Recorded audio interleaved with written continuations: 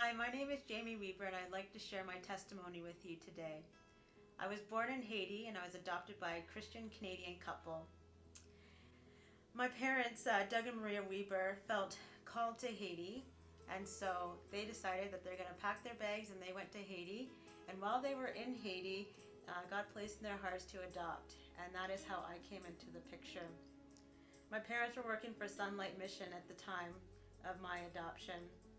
And during the adoption process, there was a queue in Haiti, and the U.S. embargoed a lot of things in Haiti. So they gave the missions a chance to evacuate their missionaries and any foreign staff members who wanted to leave the country, that they could get on these few planes, extra planes that they sent into the country and leave. And my parents said, we can't leave. We have a baby girl here and her paperwork's not done. She can't go to Canada or the U.S. So they stayed there, and the mission they were working with wasn't going to support them, and so they started working for Christian Aid Ministries, and also known as CAM, and that is based in Titayan. And they absolutely loved it, and they loved taking care of me, and they raised me and they taught me about the love of Jesus and the grace of God. While we were in Haiti, my parents also decided they'd like to adopt again, and they adopted my brother Josh. And so we lived in Haiti, and in 1998 is when, after my paperwork was done and my brother Josh's paperwork was done, we moved back to Canada. And I grew up in Canada, and I did school, and somewhere when I was about 12 years old, God placed in my heart this desire to care for children. And I decided when I get older, I'm going to go into nursing school, and I want to look after children. So as I grew up, I finished high school and started looking at different colleges and universities where I would like to do my schooling. And I got into college and I started doing my nursing, and I completed it, and immediately after I was done, I went into pediatric nursing, and I'm still doing lots of pediatric nursing to this day.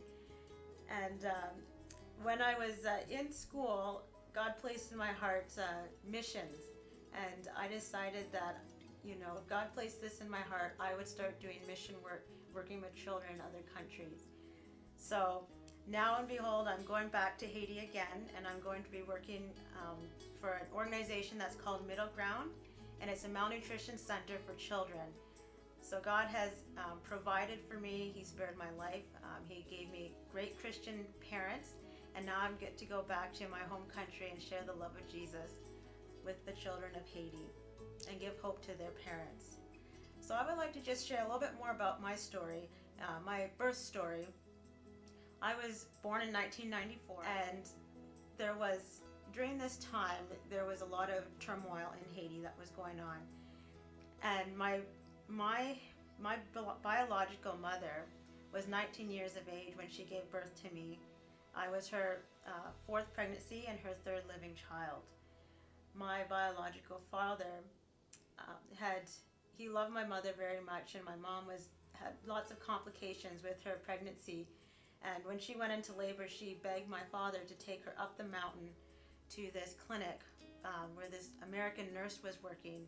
And she said, "Can you please take me up to this nurse? She's the only one who can help me." So my dad put her on a little donkey, and they rode up 6 hours up the mountain to this little clinic, and my mom was in hard labor.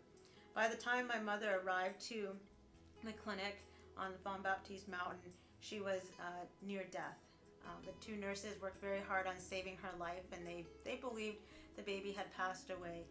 But during this process of resuscitating my mother, I was born, and it shocked them. But I didn't have a heart rate, and I wasn't breathing.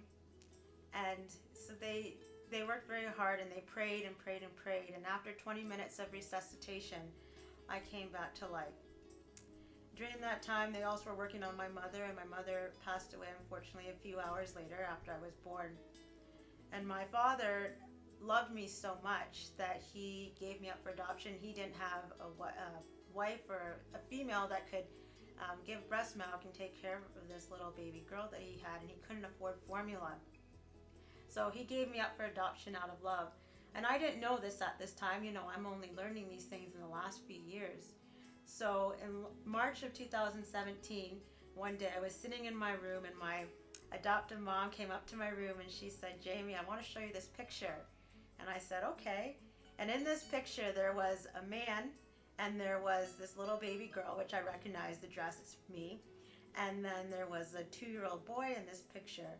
And I asked who the man was, and my adoptive mom, she said, this is your biological father.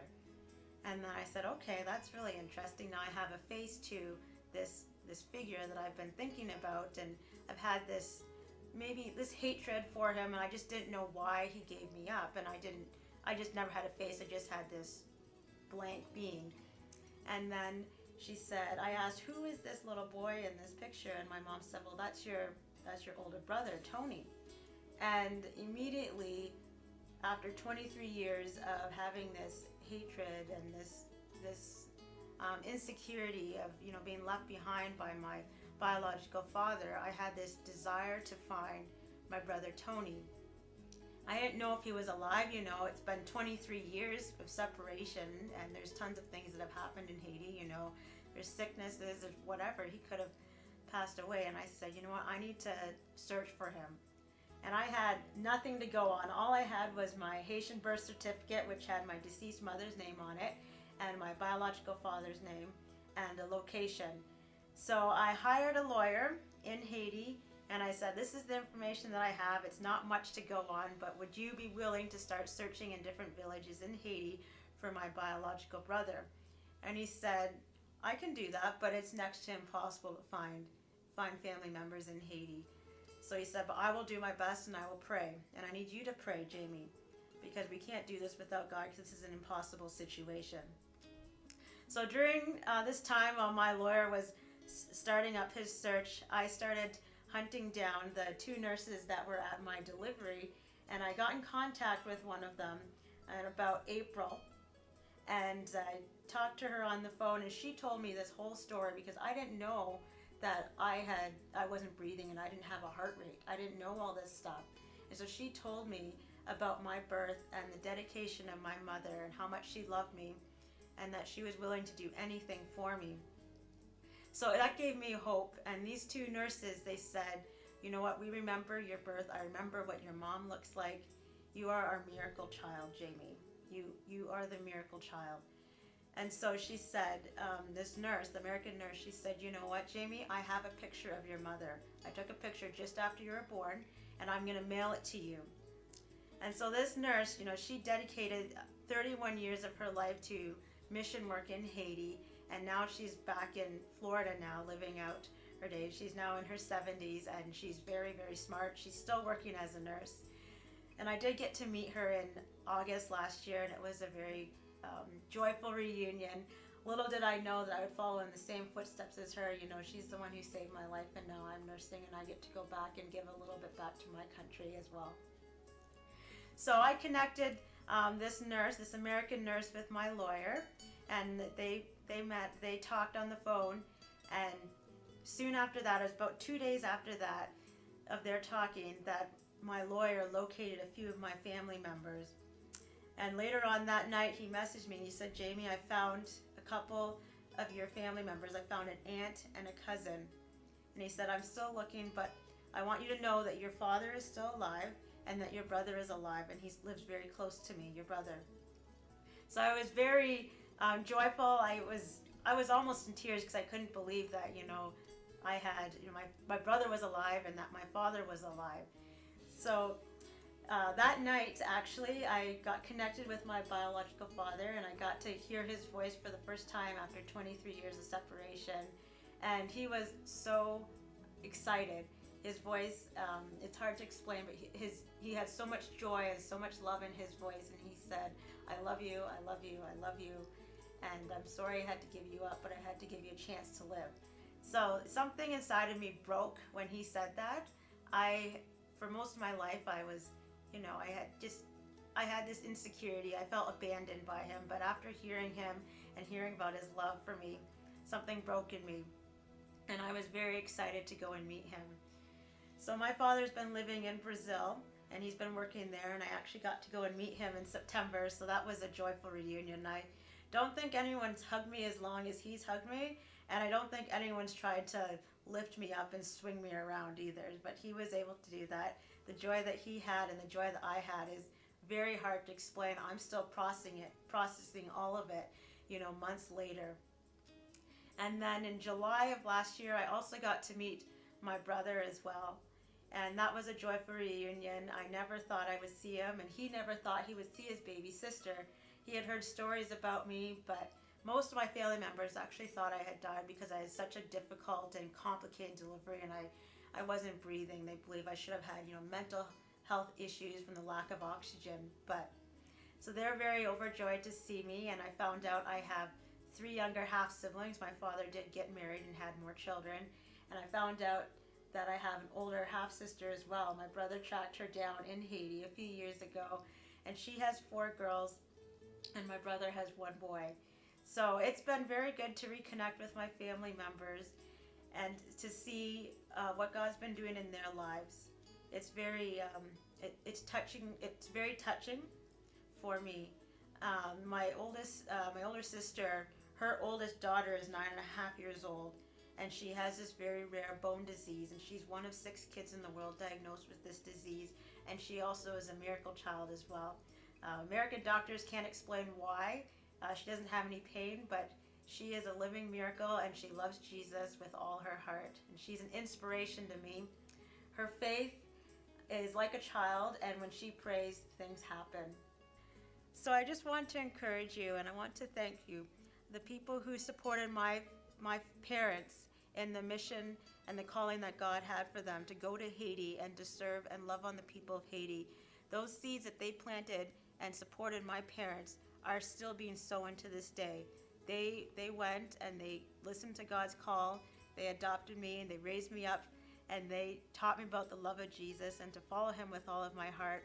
And now I'm following the calling of God and going back to Haiti to serve in my home country and work with children that are malnourished. And the organization I'm going to be working for is called Middle Ground. It was formerly known as Espoir Berlancia, and it's a malnutrition center for children. So I just want to thank everyone. I want to encourage you. The work that God has began in me, he will complete till the day I die, and I believe that he has a specific plan for you as well. One of my favorite verses is Philippians 1:6, and it's being confident of this very thing, that he who began a good work in you will be faithful to complete it until the day of Jesus Christ. And this is very true. What he has done for me, I believe he will complete it. He put me on this earth for a specific reason. I should be dead, but I'm here to this day to carry out his compassion and his love. One of my favorite songs, the chorus is, the song is "The Power of Your Name," and in the chorus it is, "I will live to carry your compassion, to love a world that's broken, to be your hands and feet. And I will go with the life that I've been given, to go beyond religion, to see the work of God be changed in this world." And that's what I'm here. I'm a vessel of the Lord, and I'm going to share the love of Christ with others and with these children of Haiti. And I'm going to go back. What I've been taught, and my parents have taught me about the grace of God, I'm going to go back. I'm going to be a light to my biological family and share the love of Jesus with them. Some of them don't understand that it's just his love, and that's all they need they only need him. They don't need to do works. Nothing that they can do can save them. The only thing that can save them is Jesus Christ. And I believe this message is for the whole world. This is the gospel. This is why Jesus came to this earth. He came to this earth to save everyone. He came to save you.